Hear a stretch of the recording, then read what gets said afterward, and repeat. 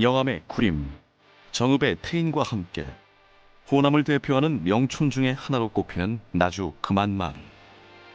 이 세 지역의 공통점은 오늘날 지방자치의 근간이라 할 수 있는 대동계가 여전히 현재 진행형이라는 사실이다.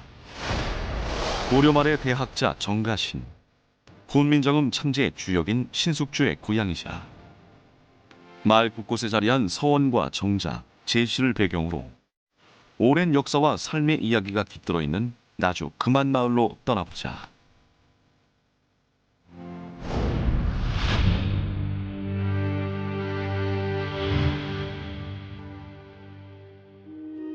고려시대부터 조선시대까지 호남지역 행정의 중심지였던 나주. 고장의 수호신처럼 나주 평야에 우뚝 솟은 금성산의 모습이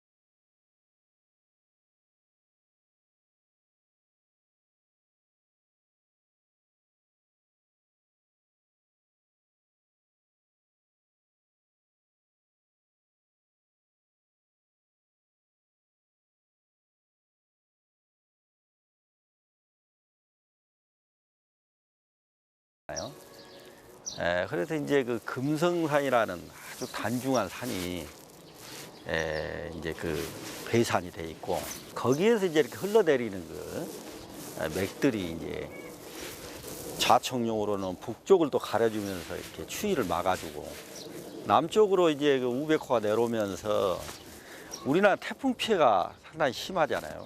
그러니까 이 안대를 이제 갖춰주고. 전통적인 풍수지리적 관점에서도 살기 좋은 곳, 명당이라는 금안마을. 마을 앞에는 영산강이 만들어준 천혜의 자원인 기름진 나주 평야가 펼쳐져 있다. 전남 제1의 곡창지대인 나주 평야. 이것 또한 금안마을을 명촌으로 자리잡게 한 실질적인 이유였을 것이다.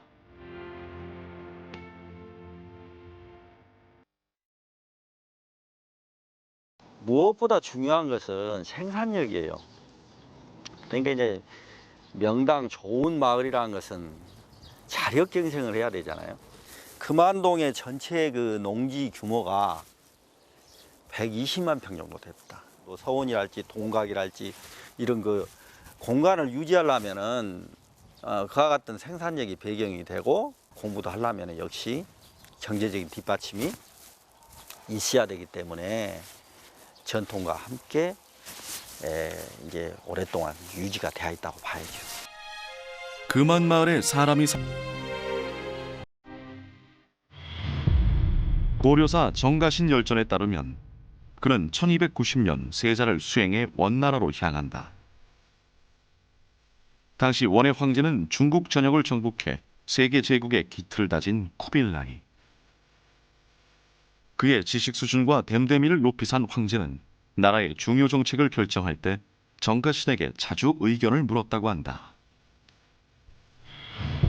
황제의 측근에게 내려지는 벼슬인 한림학사에 임명된 정가신은 그 후에도 두터운 신임을 받았다. 고려로 돌아올 때는 황제에게 하사받은 백마에 금안장을 두르고 옥대를 찬 모습으로 금이 환영했다고 전해지고 있다. 이것이 금빛 안장, 즉 금안마을이란 이름의 유래가 되었다고 한다.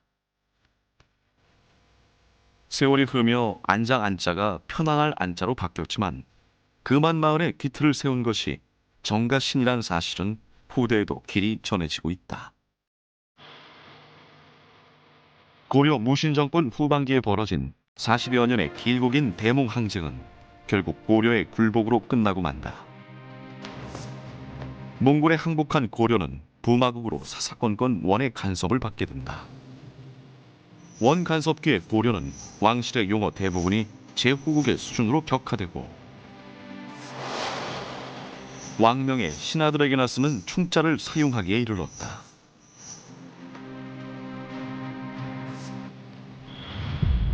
이러한 시기 정가신은 천추금경록이라는 고려 왕실의 역사서를 편찬했다.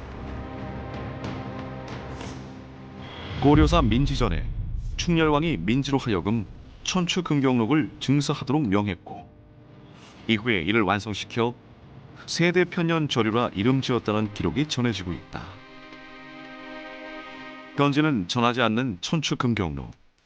하지만 제목과 시대 상황을 통해 그 내용을 미루어 짐작할 수 있다. 책 제목이 갖는 의미는 뭐 천년을 보존하는 거울, 그러니까 우리가 변하지 않는 거울이라는 뜻을 가지고 있습니다. 그만큼 중요한 그 왕실의 역사적 사실들 이런 것들을 아마 담고 있었기 때문에 그와 같은 책의 제목이 나오지 않았나 싶습니다. 원간섭파에 들어가면서 고려 왕실의 권위나 이런 것들이 많이 이제 추락될 수밖에 없는 상황이었습니다. 그래서 이제 충렬왕 이후부터 한 9종의 역사책들이 이렇게 만들어져요. 관에서 주도를 하니까 결국 왕의 입장에서 이렇게 주도가 된다는 얘기이고, 이제 거기에 참여했던 학자들이 성리학을 받아들였던 이런 관료들입니다. 또 유교적 합리주의, 그리고 유교에서 말하는 충성, 왕에 대한 충성, 이런 것들을 좀 더 강화시키는 이런 목적을 가지고 이러한 역사책들이 편찬이 되지 않았나 싶습니다. 마을 중앙에 자리한 쌍계점. 고려 말에 정가신이 세운 정자다. 그는 이곳에서 당시 호남의 선비들과 함께 후학을 양성하고 학문을 닦았다고 전해지며 후대 조선 최고의 명필인 한석봉이 현판 글씨를 썼다고 한다. 남도의 수많은 누정 가운데 가장 오랜 역사를 지닌 쌍계정. 정자 안에는 그동안 이곳에 드나들던 여러 문인들의 글이 걸려있다. 그 중에는 정가신이 원나라에 갔을 때 쓴 시도 전해지고 있는데 고향에 대한 그의 깊은 애정을 엿볼 수 있는 작품이다. 원나라에 가보니까 그 유세가 대단했지 않겠어요? 그 세계 제국으로서의 뭐 경제력, 그 군사력 이런 것도 대단했지만은 원나라에서 비로소 하여튼 유학이 아주 그 광범위하게 빠르게 이렇게 확산되고 발전하는 것을 보고 대단한 어떤 충격을 받았었어요. 그래서 원나라 학자들하고 교류하면서 그래 우리 고려도 만만치가 않다. 이 원나라의 그 엄청난 유세 같은 것에서 내가 이렇게 감격을 했지만은 나는 그래도 내 고향 땅이 좋다. 곳곳에 옛 정치가 남아있는 금안마을. 비록 근래에 복원한 것이지만 흙과 돌로 만든 담장 역시 옛 모습 그대로다. 정겨운 돌담길 사이로 보이는 건물. 지난 2001년 전라남도 기념물로 지정된 경렬사다. 고려 말의 무신 정지 장군을 기리는 사당이다. 증손자인 정서가 금안마을에 들어오면서 인연을 맺어 이곳에 사당을 짓게 된 것이다. 그런데 광주 망월동에도 정지 장군을 모신 또 다른 경렬사가 있다. 본래 경렬사는 광주 동명동에 있었는데 흥선대원군의 서원철병 때 없어지고 나주로 옮겨졌다가 지난 1981년 지금의 위치에 다시 복원됐다. 현재는 정지 장군을 비롯해 8연의 밀패를 봉안하고 있다. 정지 장군이 살았던 14세기 고려는 외구의 침탈로 몸살을 앓고 있었다. 해안 지역은 물론 내륙까지 침입한 왜구는 닥치는 대로 약탈과 살육을 일삼았다. 당시 왕의 시위 부대에 속해 있던 정지는 공민왕에게 수군 육성을 건의했다. 바다와 배에 익숙한 사람들로 전문적인 해상 전력을 키워야 한다는 정지의 전략은 오늘날에도 높이 평가받고 있다. 이건 중요한 얘기거든요. 이 전함을 타고 싸우는 수군이 실제로 바다와 가깝지 않고 바다에 익숙하지 않다면 실제로 해상에서 전투를 하는 것은 큰 의미가 없는 이런 상황이 될 수도 있습니다. 그런데 정지는 그 점에서는 전문적인 수군의 양성, 그를 통한 애구의 방어, 이걸 얘기를 했기 때문에 고려 그리고 조선으로 이어지는 수군사회에서 정지의 얘기는 상당히 중요한 의미를 가지고 있다고 생각합니다. 1382년 해도 원수가 된 정지는 왜구와의 전쟁에서 여러 차례 혁혁한 공을 세운다. 이듬해 남해 관음포 앞바다에 또다시 왜구가 쳐들어왔다. 급보를 받은 정지는 나주와 목포에 주둔해 있던 전선 47척을 이끌고 가 외선 120척을 모조리 격파했다. 세계 해전사에서 한 포로 적을 물리친 최초의 전투였다.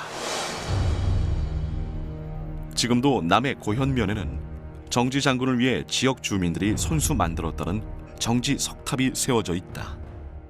아마 이 관음포 전투로 인해서 실제로 이제 애구의 대규모 침략은 뭐 수그러들 정도로 이렇게 큰 의미를 갖고 있습니다. 우리가 황산대첩이 너무 이렇게 잘 알려져 있지만, 그리고 이제 관음포 대첩이 갖고 있는 의미도 이 바다에서 아주 중요한 위치를 차지하고 있다고 생각을 합니다.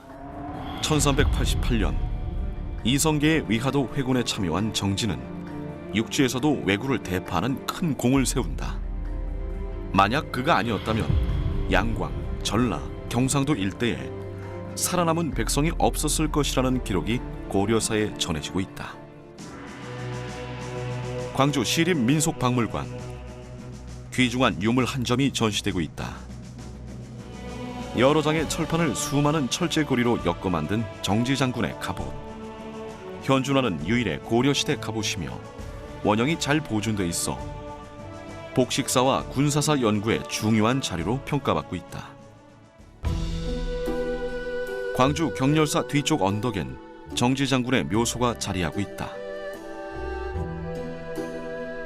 돌을 쌓아 만든 독특한 양식의 무덤, 전형적인 고려시대 방식의 예장 성묘로 예장이란 국가에서 예를 갖춰 장사 지내는 것이다. 그러나 그의 만년은 순탄치 못했다. 죽기 전 잇따라 역모에 휘말린 정지는 유배와 고문 등 갖은 수모와 고초를 당한다.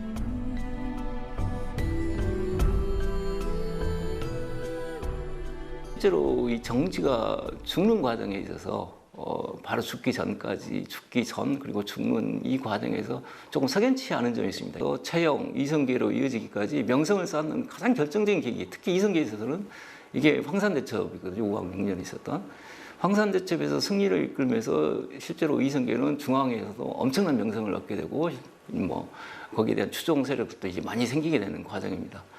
그런데 이제 위화도 회군 이후에 이성계가 실권을 갖게 되는데, 그때 이제 정지가 왜구를 통해서 다시 한번 이제 여러 가지 명성들을 얻게 된 이 과정이 어떻게 보면은 이성계 세력들한테는 조금 불편한 게 아니었나. 어쨌든 반역에 엮이게 되고, 그러므로서 이제 정지는 곧 풀려나지만 그리고 나서 얼마 되지 않아서 죽게 되거든요. 역사에서 잊혀진 비운의 명장 정지. 지금도 후손들은 나주 금안마을 경렬사에서 봄, 가을에 제사를 올리며 그를 기리고 있다.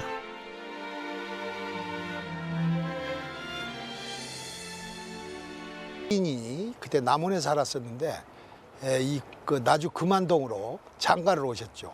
그래서 사실 신숙주 형제간이 다 이렇게 이 금안동에서 태어나셨어요. 부친이 이제 큰 벼슬을 한양에서 했기 때문에 그때 이제 서울로 갔지 않겠습니까? 또 부친과 아주 절친했던 벗이 윤회라고 하는 분이 있는데 그분이 아주 대단한 학자였어요. 그 두 분이 사실은 신장과 윤회란 분이 집현전을 초기에 그렇게 딱 이렇게 자리 잡게 하는 기틀을 세운 큰 대학자들이단 말이죠. 부친의 뒤를 이어 25살에 집현전에 들어간 신숙주는 세종을 도와 훈민정음 창제에 기여한다. 특히 그는 외국어에 매우 능통했는데 중국어, 일본어, 여진어 등 총 7개 언어를 구사했다고 전해진다. 남다른 외국어 실력, 여기에 타고난 외교적 수완까지 발휘해 외교관으로 뛰어난 활약을 펼친 신숙주. 이러한 경험을 토대로 그가 1471년에 편찬한 해동 제국기는 조선 초 한일 관계를 기록한 거의 유일한 사리로서 일본에서도 폭넓게 이용돼 왔다. 기본적으로 조선의 이제 외교 정책이 중국 명예에 대해서는 사대를 하는 거고, 옆에 있는 여진, 일본, 유구 이런 주변의 인근 나라에 대해서는 결인하는 이런 정책을 편다고 얘기를 합니다. 결인이라는 것은 어떻게 보면 대등한 관계인데 그 사람들과의 평화적 관계를 통해서 나름대로 이 조선의 질서를 유지시키고 싶은 외교 정책이었던 셈이죠. 그래서 실제로 이건 조선시대에서 일본과 관련된 아주 대보물이라고 얘기를 할 수 있습니다. 그리고 일본과의 정책이 어떤 식으로 가야 되는가 하는 데 대한 나름대로 지침서의 역할을 했다고도 생각이 되고, 그래서 후대에 계속해서 이 해동 제국기는 중요한 책으로 언급이 되는 겁니다.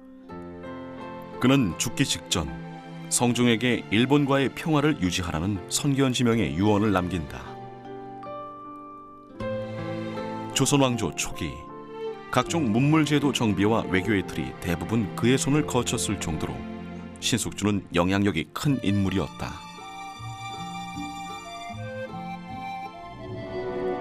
그러나 1453년 개유정난을 일으킨 수양대군이 어린 단종에게서 왕위를 찬탈하는 과정에서 세조의 편에 섰던 신숙주에 대한 후대에 내려진 평가는 싸늘했다.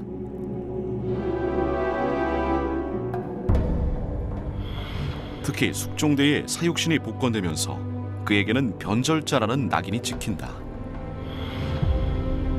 조선 후기에는 임금까지 그가 사육신이 되지 못한 것을 비난하는 등 갖은 폄하를 받게 된다. 신숙주에 대한 이러한 평가는 오늘날에도 은연중 남아있는 듯하다. 지난 2009년부터 그의 텟자리에 생과 보건 사업이 추진되고 있지만 사업은 지지부진한 상태로 초라하게 방치되고 있다. 근데 우리가 신숙주 선생을 평가를 할 때 조선 후기적인 시각에서 그걸 지금 그대로 끌고 와가지고 신숙주 선생은 변절이다 라고 이야기를 하면은 우리가 신숙주 선생의 절반만 보는 것이다. 그래서 신숙주 선생의 학술 정치, 도덕 문명에 대한, 그리고 우리 민족 고유 문명에 대한 그 자존, 이런 것에 대해서는 우리가 정당하게 평가를 해야 된다, 이렇게 생각이 됩니다. 800년이 넘는 역사를 자랑하는 금안마을. 그 중심엔 마을 공동체의 자치 조직인 대동계가 있다. 대동계의 무대는 다름 아닌 쌍계정. 쌍계정에는 금안동계의 역사를 한눈에 보여주는 문서들이 보관되고 있다. 금안마을에 대동계가 생긴 것은 외란 직후인 1601년. 황폐해진 마을을 다시 일으켜 세우기 위해 마을의 중심인 내성시가 주축이 되어 결성했다고 전해지고 있다.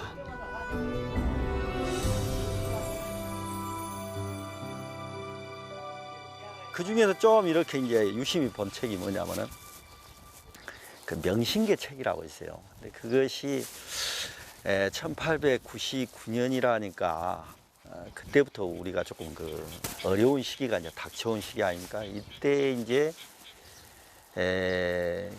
계책인데 이래 보니까 송사를 하지 말자. 우리가 법정 다툼을 하고 이러게 되면 동네 인심이 마을이 되겠느냐 하는 대목이 있더라고요. 바로 이제 그 갈등의 시기 아닙니까? 이러한 것을 슬기롭게 이렇게 모임을 통해서 이겨냈다는 거죠. 이제는 대부분 역사 속으로 사라져버린 협동과 신뢰의 마을 공동체 조직 대동계.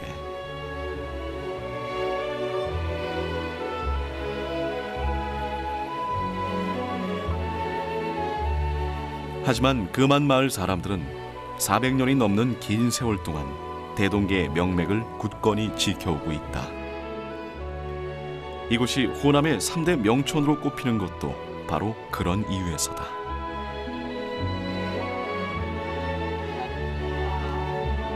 지금도 주민들은 쌍계정에서 마을의 대소사를 의논하고 여름이면 서당을 여는 등 다양한 활동을 펼치고 있다.